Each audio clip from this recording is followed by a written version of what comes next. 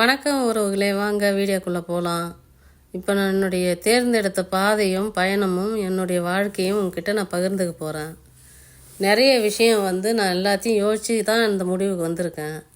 இதில் தெளிவாக தான் இருக்கேன் நான். நிறைய பேர் சொல்கிறாங்க, நீங்கள் அப்படியும் இப்படியுமா அதில் ஒரு கால் இதில் ஒரு கால் வச்சு நீங்கள் பயணம் பண்ணுறது நாளைக்கு உங்கள் பிள்ளைங்கள எதிர்காலத்தை இது பாதிக்கும்னு சொல்கிறாங்க. தற்சார்பு வாழ்க்கைன்னு சொல்லிட்டு நிறைய பேர் வெளிநாட்டில் வந்தவங்களை கேட்டால் நீங்கள் தெரியும். அவங்க எப்படி முடிவு பண்ணி அவங்க எடுத்திருக்காங்க அப்படின்றத நானும் ஒரு 10 தடவையாவது யோசிச்சிருப்பேன், ஒரு 100 வீடியோவாவது பார்த்துருப்பேன்.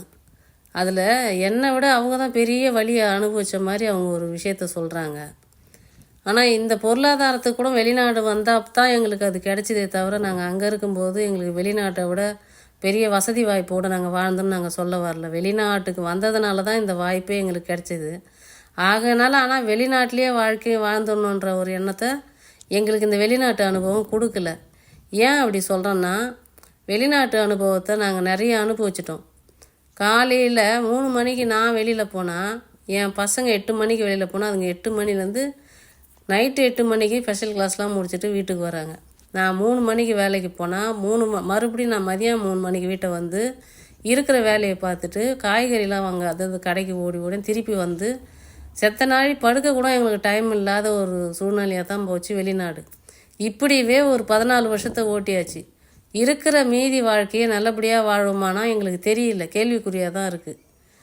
அதனால தான் நான் இந்த முடிவுக்கு வந்த மக்களே. இது மாதிரி வெளிநாட்டில் இருக்கிறவங்க நிறைய பேர் இந்த வீடியோவை பார்ப்பீங்க. அதேமாரி உள்ளூரில் இருக்கிற மக்களும் நிறைய பேர் நாங்கள் என்ன நினைக்கிறோம், நாங்கள் என்ன சொல்ல வரோன்றதை புரிஞ்சிக்காம, நீங்கள் வெளிநாட்டுக்கு போகலன்னா நீங்கள் எல்லாத்தையும் பண்ணிகிட்ருப்பீங்களா அப்படின்னு கேட்குறாங்க. உண்மையாகவே வெளிநாட்டுக்கு வரலனாலும் அங்கே வாழ்ந்துருப்போம், பொருளாதாரத்தில் கொஞ்சம் பின்தங்கி தான் இருந்திருப்போம்.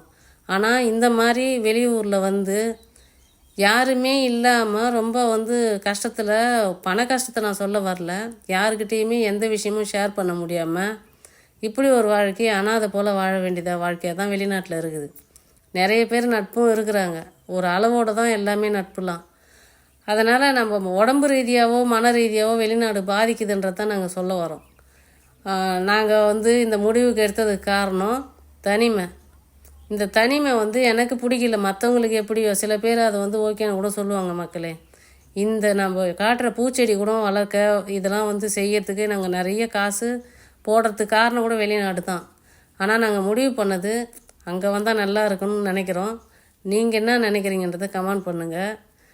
நாங்கள் எல்லாருக்கிட்டே சொல்கிறத விட என்னுடைய உறவுகளாகிய நீங்களே அதுக்கு நீங்கள் பதிலை சொல்லுவீங்க நம்பி இந்த வீடியோ போடுறேன். ஓகே மக்களே, வீடியோ பார்த்ததுக்கு நன்றி. ஓகே, பாய். அடுத்த வீடியோவில் சந்திப்போம். எல்லாத்தையும் உங்ககிட்டே சொல்லிட்டேன். நீங்களே ஒரு முடிவாக சொல்லுங்கள், நீங்களே கமெண்ட் பண்ணுங்கள். பார்க்குற 10 பேர்லையாவது எனக்கு ஒரு கமெண்ட் பண்ணிங்கன்னா நான் சந்தோஷப்படுவேன் மக்களே. ஓகே, அடுத்த வீடியோவில் சந்திப்போம்.